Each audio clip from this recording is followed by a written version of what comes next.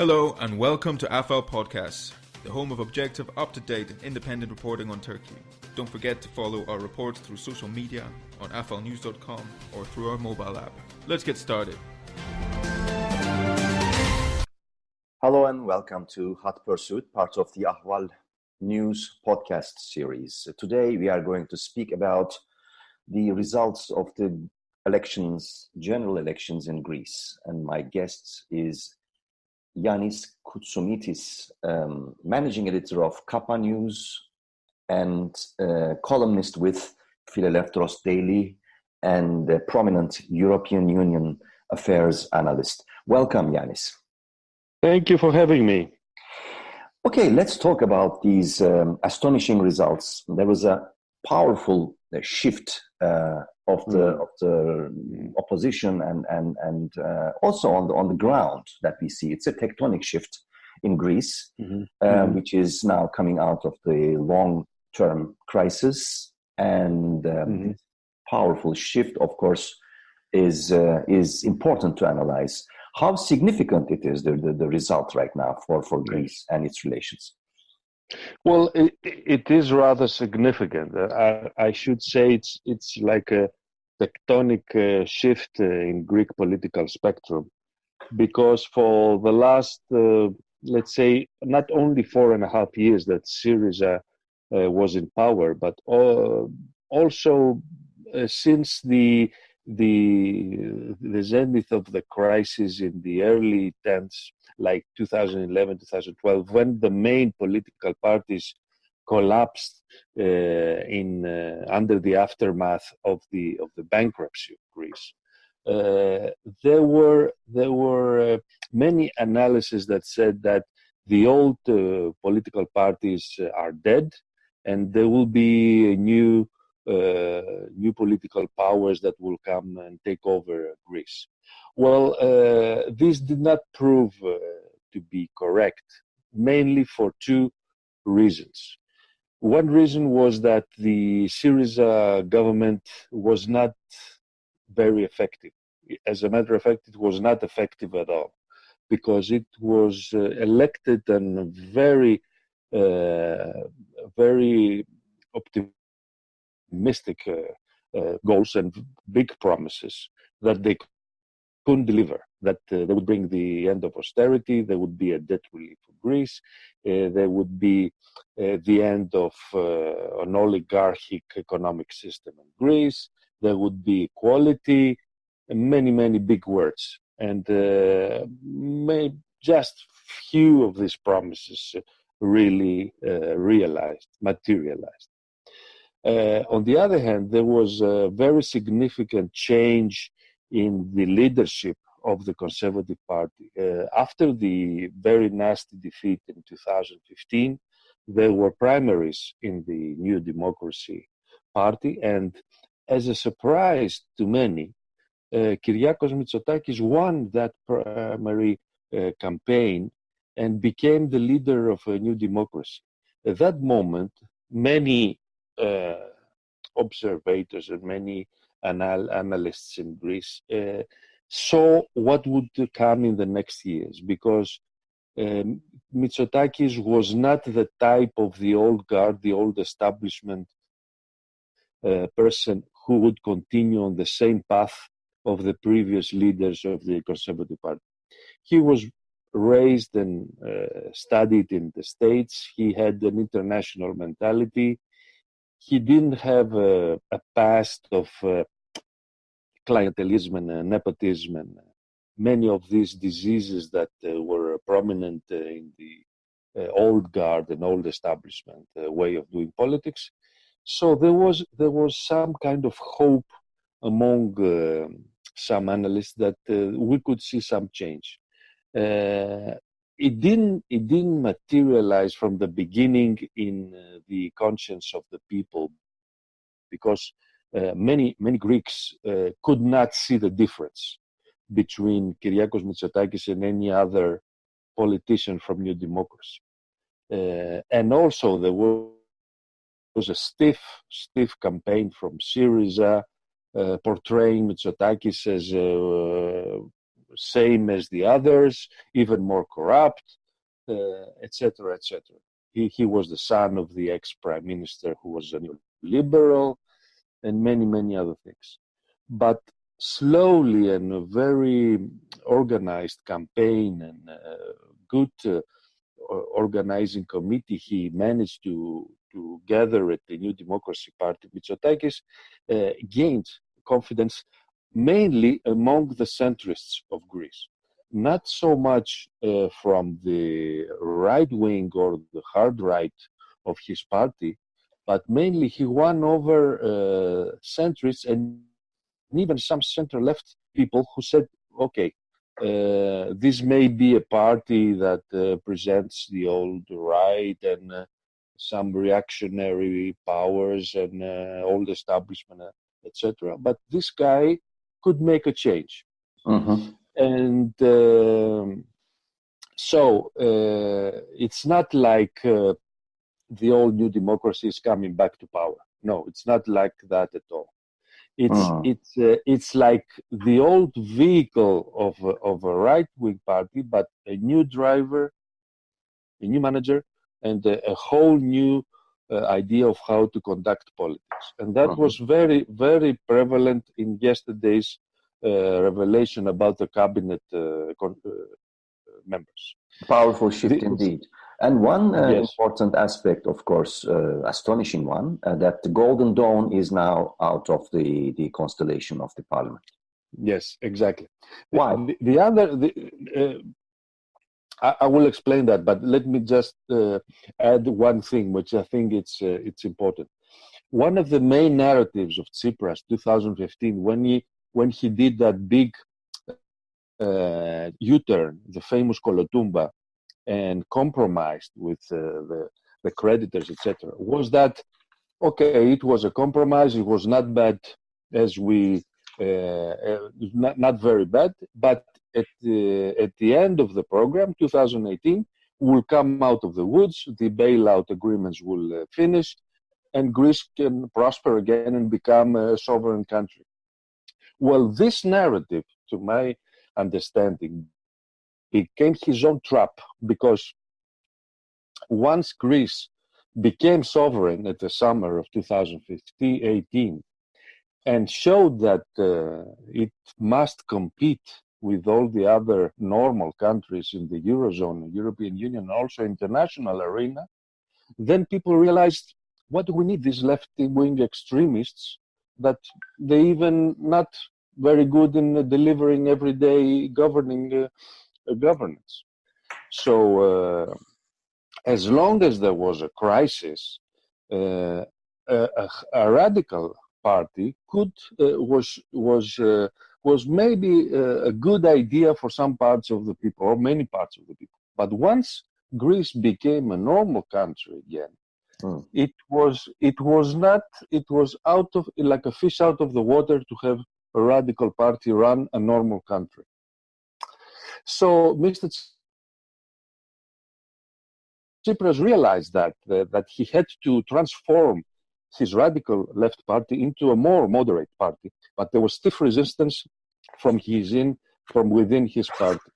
So there was always a rift within the government, or whether we should go move to the center of politics, or the other parts that said, oh no, we are leftists, we should stick to the leftists, we should show our allegiance, let's say, to Maduro and all the other left-wing revolutionaries around the world, and we should denounce the neoliberalism, etc. So there was like a schizophrenic situation among the Syriza party. They didn't know how to handle a normal country, because they are not a normal party, they are a radical party. So that was the twin identity of Syriza that didn't match well with the idea of a normal Greece coming back to prosperity, etc. So together with this picture, a normal country becoming part of a sovereign nations of Eurozone, etc., did not also have place for another radical part of the political spectrum, which was the neo-Nazis. And also there was big revelations in the trial, the criminal trial of Golden Dawn members, of leadership and its members, that started with the assassination of a rap singer many years ago, Yes. and showed that this party was not a real political party. It was a criminal gang. So many of the desperate right-wing voters, or desperate non-political voters, that saw in Golden Dawn an opportunity to challenge the establishment and the parties that failed to protect Greece's interests and sold out Greece to the international capitalism and the international powers, etc., suddenly realized that they supported the criminal gang and not real patriots, let's say, quote, because of course they're not patriots. These people are criminals. So another kind of ultra, let's say, right-wing movement surfaced that was led by an ex-New Democracy member of the parliament, and who became famous by selling all kinds of things, books and other stuff on television. And he made a big campaign during the Prespa agreement, all this fuss, and because Greece's right to protect the name of Macedonia, etc. And he gains new fame with that, and he grabbed much of the voters of Golden Dawn. So we came up with a result 2 days ago that Golden Dawn didn't manage to reach the 3% threshold that's needed to enter the parliament. And on the other hand, this guy, Velopoulos, he's got 3.7% and will be represented with 10 MPs in the new parliament. Mm-hmm. But he's more like an opportunist, let's say. He's not like the criminal gang, not people with muscles who go out of the streets and beat migrants, etc. No, he doesn't have that kind of followership. I see. Let's say he's not that extremist, but his ideas are extremist, of course. But he was denounced even by the Greek Orthodox Church, Mm-hmm. Almost calling him an imposter and a crook, because he sold couple of years ago, he said that he had authentic letters of Jesus Christ. Mm-hmm. He sold them on TV. So he's like one of the opportunists that surface when some crisis on the fringes of the political spectrum arise. Thank you, Yannis, for this detailed clarification of the results. And this brings us to another equally important aspect. Of course, the elections took place when Turkish Greek and Cypriotic relations were at very, very tense, and it's rising. The tension is still rising, especially in the Eastern Mediterranean basin. And also between Athens and Ankara, there's a growing tension that may develop into an open rift, and also involving NATO and all the other aspects. What will the results with now Mitsotakis powerfully represented in Parliament play out in when we think about the Turkish-Greek relations? What is your take on that? Yeah. Well, this is a very interesting question, because it involves a lot of players around the table that we don't know yet how they're going to react. To be more specific, I should say that some of us analysts, we were afraid that Mr.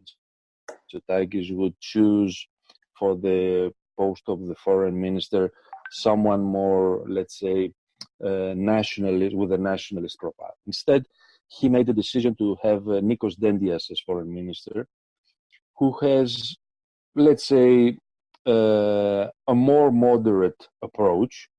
He's not so very, let's say, pro reconciliation with Turkey, but he's not a warmonger, he's not an extremist, he's not a populist. He's a serious man. He has experience in the Council of Europe, and he met many times at the Council of Europe with Mevlut Çavuşoğlu, and they had a telephone conversation this morning, today.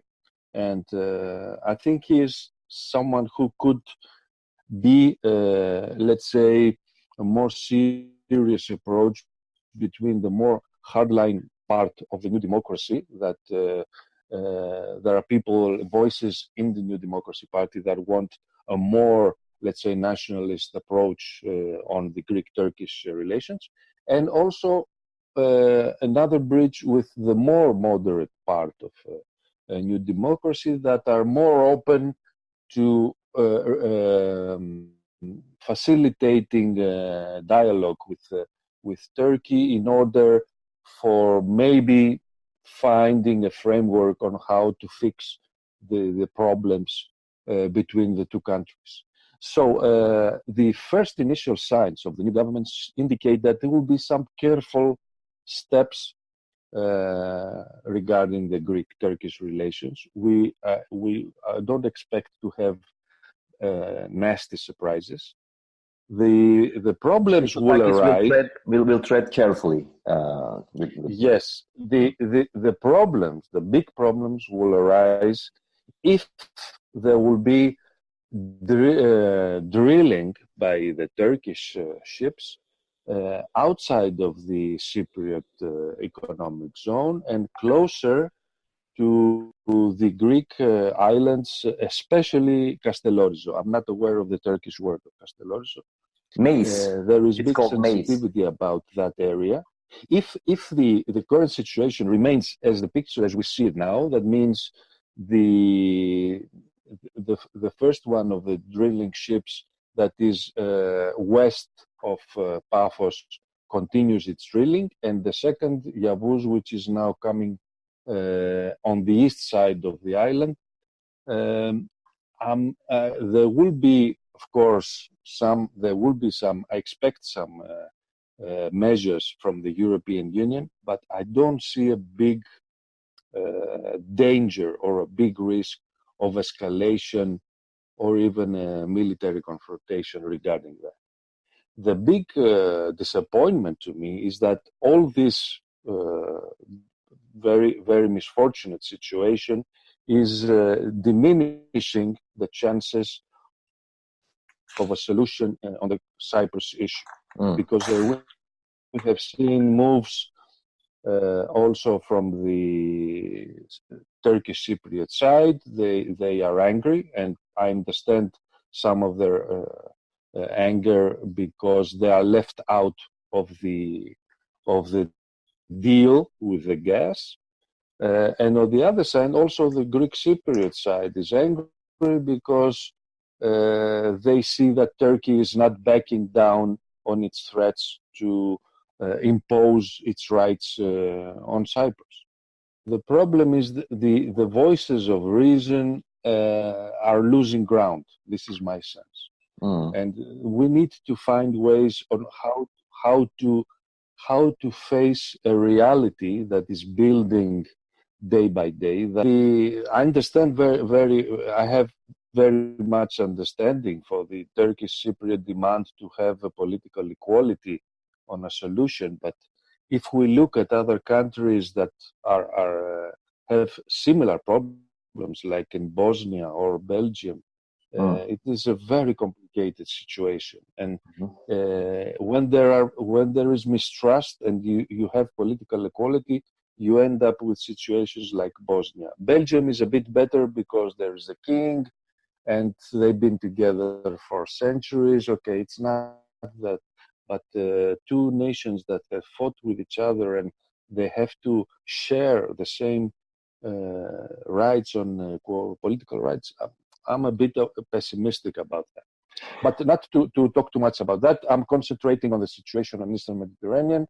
It is misfortunate how it has begun. I put some blame also on the Greek Cypriot side, because if they had included the Turkish Cypriots in the negotiations with ExxonMobil, with Total, etc., and make them feel that they will be part of the deal and they will get money, etc., etc., and not play this kind of hardball. That is, either you accept our terms or you get nothing. It would be much better, but now it's a difficult situation. But on the risk analysis side, I don't see any big escalation unless Turkey decides to go and do drills south of Castelloris. I understand. Yannis, we are running out of time, but there's one more question left. Shortly, if you can. Basic issue, one of the basic issues that stand between Turkey and Greece, also between Turkey and the European Union in general, is the refugee issue, and the second, the B, is the stalled, almost in a coma-like situation, the Turkey's membership accession process. Will we expect any changes in Mitsotakis' approach, Mitsotakis' government approach in these issues shortly? Well, I don't think so. I don't see any big changes coming. We shouldn't underestimate, even if he's not part of the new cabinet, the ex-vice president of New Democracy is Dimitris Avramopoulos, the commissioner in Brussels, who continues and has a communication channel, a separate communication channel with President Erdogan, and he has played some significant role in times of tensions on how to communicate with Erdogan and the Greek side. And but since there are the drilling continues in offshore of Cyprus, and the other parts, also the rule of law in Turkey and other issues are still around, I don't see any room for opening up any chapters. Of course, Turkey will not accept to open the chapters that would include the Cypriot Republic into the discussions. So I don't see any chances of reaching any agreement regarding the upscaling the customs union or progressing with the even progressing with the accession talks. We should also put into the context the discussion that came out last month in Brussels because of the difficulty in having new decision about new leadership of the European Union institutions. And Emmanuel Macron said, look, I'm not giving any new approval for any accession talks with anyone unless there will be changes. Well, my guest today with Hot Pursuits, part of the Ahval News Online podcast series, was Yannis Koutsomitis, prominent European Union affairs analyst and managing editor of Kappa News Online and columnist with Elefterotypia Daily. Thank you, Yannis, for